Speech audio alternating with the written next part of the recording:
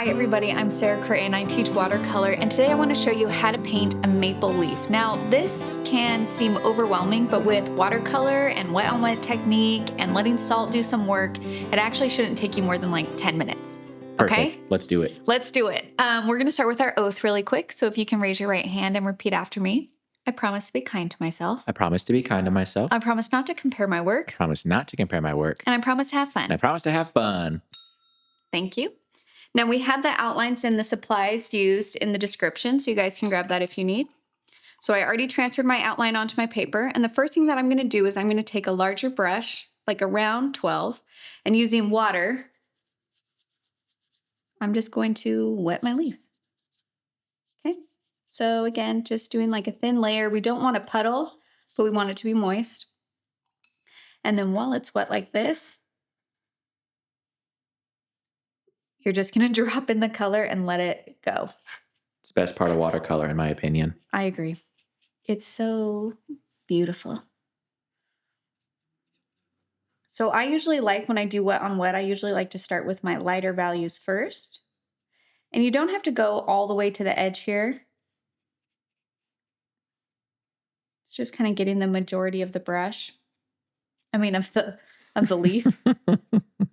Everything's a brush if you're brave enough. This is true. And then I'm going to switch to a smaller brush, like a round 6.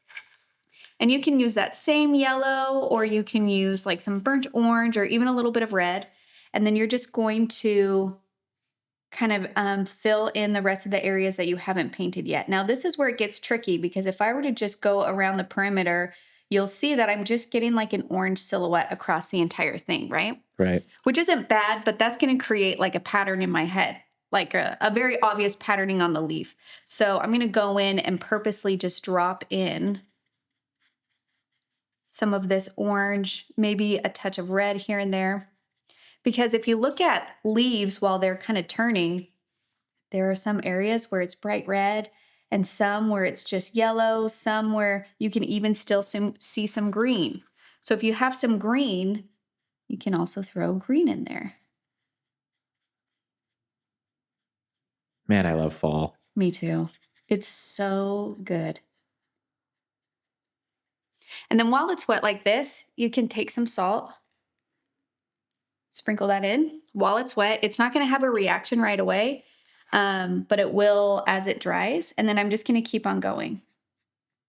And the reason why I'm kind of doing it section by section is, depending on how fast you paint, it's possible that your like painting, the first part of your painting will be dry by the time you try to sprinkle in the salt. So that's why I'm doing it section by section. That make sense? Yep. And I'm just kind of following the shape. If you guys want to know something kind of funny, originally my plan was to teach you guys how to draw a maple leaf. And after about 8 attempts where all of my leaves looked so wonky, I just went, you know what? Let's just do an outline. We're just going to do an outline, because I thought I could teach you, being like, okay, now we're going to do, the stems. There's going to be 5 cents, kind of like a hand, and then you just kind of loop them and put them together. And then like every leaf was just so weird that I was like, nah, we're not going to approach that today. But if you guys want to try, please go for it. You can absolutely do it. Another thing that you can do is you can actually just go in your yard, grab a leaf and trace it, or just use it as a reference and try and recreate it. There's some salt. And you can see as this is drying that we're starting to get some texture here. In your defense, it is hard to draw symmetrical things. You know what I mean? If you had to draw like one lobe of a leaf, you could totally do it. Yeah. But getting 5 to look the same is hard. Well, and what's interesting is that the ones on the edges are actually smaller. And that's what threw me off, is I was making these as big as like this one. So then it was like, chunky at the bottom. And I'm like, that's not right, Okay. So again, the watercolor is doing the work for us as it's kind of just moving and blending together within here. You guys, if you're using like a reference, you can try and copy the coloring, or like just dropping stuff in and letting it move.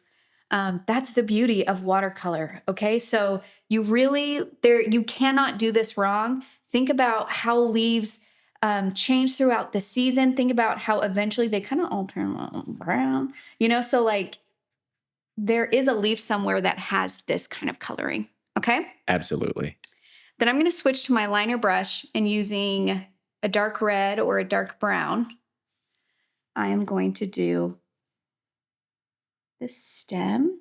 Now, wherever it meets the leaf, I'm going to put in a little extra brown right in there. And then right here at this stem, I'm just going to thicken this a little bit more. Okay. I'm going to embarrass myself. Your brother's way into hockey. And so, Josh, if you're watching this, I'm sorry. I think there's a hockey team called the Maple Leafs, and I think they're from Toronto. Oh, really? Yes. So if you're a huge, well, first of all, if I'm not wrong. Second of all, if you're a huge Toronto Maple Leafs fan, you should do this for your team. That'd be cute. That would be cute. It's going to be embarrassing when they're not from there. People are going to be like, no. I'm going to look on my phone while this is drying. Oh, it's okay. I was right. Exist? It is the Toronto Maple Leafs. Good job. Yes. Except their logo is white and blue for some reason. Maple Leaves aren't blue. Missed opportunity. Oh. There's got to be rhyme or reason to it. We just don't know it. Okay. So this is my beautiful maple leaf. Now, there's a couple things that you can do if you want to make it feel a little bit more realistic, but I just want to tell you, if you want your painting to be done right here, it can be. You don't have to do anything more. But I am going to show you how you can add veins and a shadow on it, which is going to make it feel more three-dimensional. So using that same liner brush, I'm going to grab a darker value than what has already been painted. And starting from the stem right here, where that stem meets the leaf, that's kind of going to be where all the veins originate from. So I'm going to take this and I'm just going to do a thin line going up to the tip here. Okay. And then you're going to do the same thing going to this tip. It's okay if there's a little bit of a wave to it. Okay. I'm going to do the same thing over here. And in some of the areas where my paint is still a little bit wet, the line is not staying as dark. That's not a huge deal.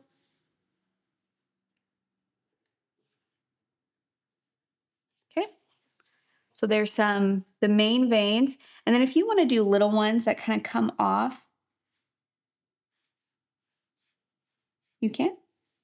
Yeah, that makes it look way more realistic. Yeah, isn't it funny how just adding the little detail lines can just be enough to just give it that little bit of depth?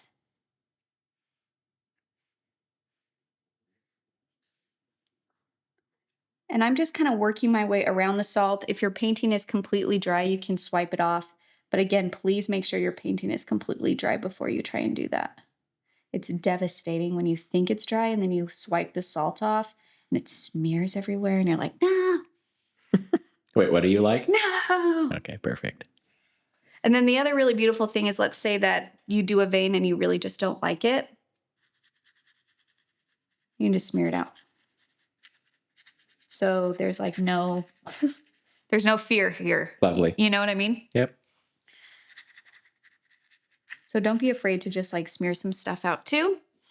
And now what we're going to do is we're going to add just a little bit of a shadow. So you want to make sure that your leaf is dry. And I'm going to use Indigo for this, which is like the perfect color for a shadow.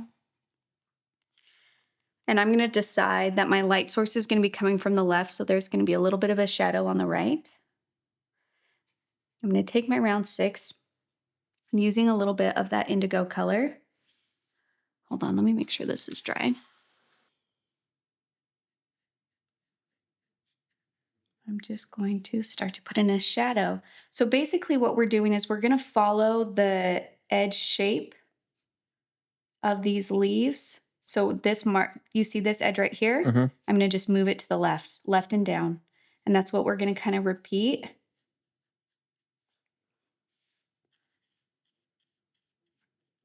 Just on the right-hand side.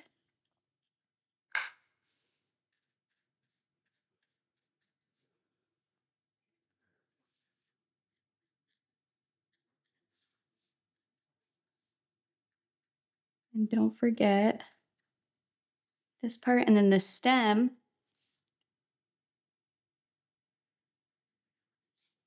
Beautiful. And that's it.